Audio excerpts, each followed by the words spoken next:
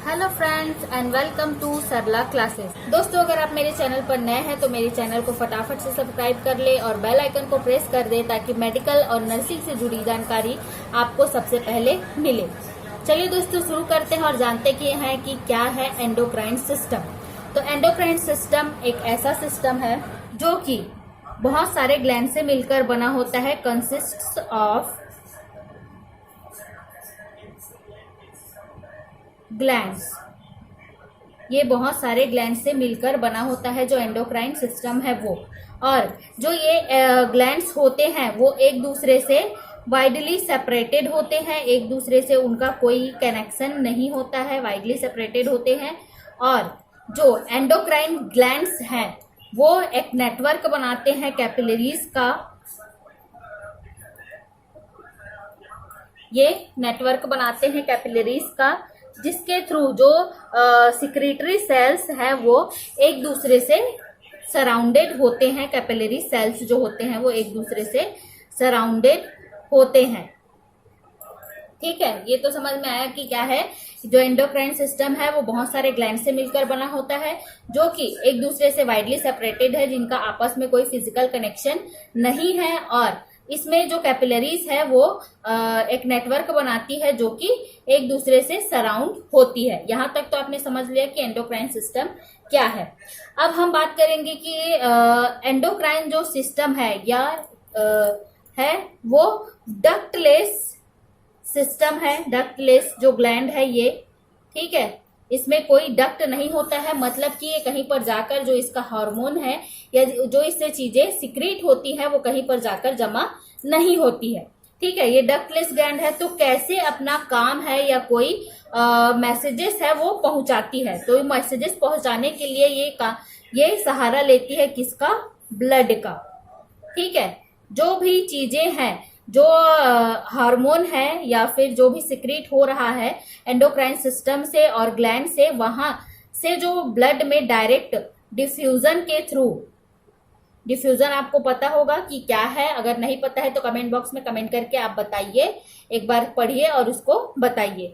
तो ब्लड में क्या होता है? इसका डिफ्यूजन होता है। जो भी ग्लैंड्स के सिक्रीटरी सिक्रीशन है या केमिकल है वो कहाँ क्या ब्लड में डिफ्यूज होते हैं और डायरेक्ट उनका जो ब्लड के द्वारा ही अवशोषण होता है। अवशोषण करने के बाद जिस सेंटर पे उसको पहुंचना होता है उस सेंटर पे पहुंचकर ये काम करना चालू कर देता है। ठीक है, इसमें कोई डक्ट नहीं होता है। एक और बात, जैसे ही डिफ्यूजन के थ्रू ब्लड में क्या होता है, केमिकल जो है वो पहुंचाए जाते हैं, उसके बाद ब्लड स्ट्रीम के थ्रू ही ये टारगेट सेल को पहुंचा दिए जाते हैं। जैसा कि मैंने बताया, एक सेंटर तक पहुंचा दिए जाते हैं, ये उसका काम होता है। ठीक है, जो एंडोक्राइन सिस्टम है, ठीक है, ये होम्योस्टैसिस को भी नियंत्रित करता है। होम्योस्टैसिस वह है जो कि हमारे शरीर का जो तापमान है उसको नियंत्रित करके रखता है, बाहरी वातावरण से और अंदर के वातावरण से। ठीक है, एनवायरनमेंट से ये क्या करता है? होम्योस्टैसिस बना के रखता है। तो इसमें एंडोक्राइन सिस्टम का भी एक मेन रोल होता है और साथ ही साथ जो होता है आपका नर्वस सिस्टम भी इसमें काम करता है। मतलब दोनों चीजें जो है वो एंडोक्राइन होम्योस्टैसिस को, शरीर की होम्योस्टैसिस को बनाए रखने में सहायता करते हैं। एक और इसमें एक महत्वपूर्ण बात है, एंडोक्राइन सिस्टम में जो हाइपोथैलेमस होता है, जो हमारे ब्रेन में पाया जाता है, एक पार्ट है ब्रेन का। ठीक है, वो क्या करता है? जो ये कंट्रोल करता है किसको? पिट्यूटरी ग्लैंड के सिक्रीशन को, पिट्यूटरी ग्लैंड के सिक्रीशन को। और साथ ही साथ बहुत सारे जो ग्लैंड्स हैं, ठीक है, 8 ग्लैंड होते हैं एक ह्यूमन बॉडी में, उन ग्लैंड को क्या करता है? उसको भी, या जो अदर ग्लैंड्स हैं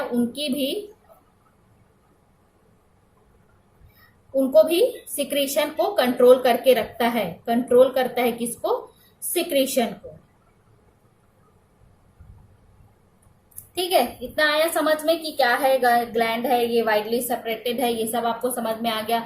हाइपोथैलेमस पिट्यूटरी ग्लैंड के साथ साथ अदर ग्लैंड को के सिक्रीशन को भी क्या करता है? कंट्रोल करके रखता है। ठीक है, इसके बाद हम देखेंगे कि कौन कौन से ग्लैंड होते हैं। तो सबसे पहले आता है आपका पीनियल बॉडी। ठीक है, सेकंड है आपका पिट्यूटरी ग्लैंड,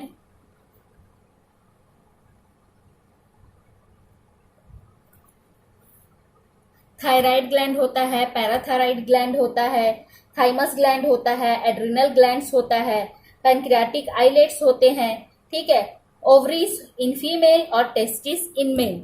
तो इसको मिला के आपके एक, चाहे फीमेल में कहे या मेल में कहे, 8 ग्लैंड्स पाए जाते हैं। इसके बारे में हम बाद में पढ़ेंगे, ठीक है। तो अभी मैं आपको और कुछ चीजें बताना चाहूंगी एंडोक्राइन सिस्टम के बारे में। जो एंडोक्राइन सिस्टम होता है वो एक केमिकल मैसेंजर की तरह काम करता है। ये एक केमिकल मैसेंजर होता है, ठीक है, क्योंकि क्या हो रहा है, कोई भी हार्मोन सिक्रीट होने के बाद ब्लड स्ट्रीम में जाकर जिस एरिया पर जो संदेश पहुंचाना होता है या कुछ चीजें सिक्रीट करनी होती है, कुछ नहीं करनी होती है, उनके बारे में ये क्या करता है, एक मैसेज प्रोवाइड करता है, ठीक है। एंडोक्राइन ग्लैंड में जो मेजर ग्लैंड्स हैं उसमें आपके आते हैं thyroid glands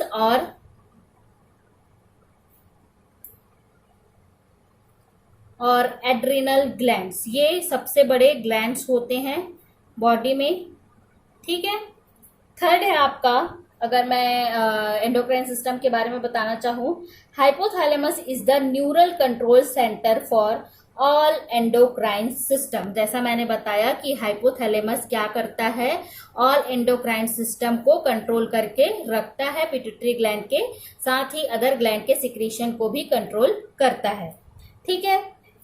the study of endocrine system, अगर हम स्टडी करते हैं एंडोक्राइन सिस्टम की तो वो क्या कहलाती है, एंडोक्राइनोलॉजी कहलाती है।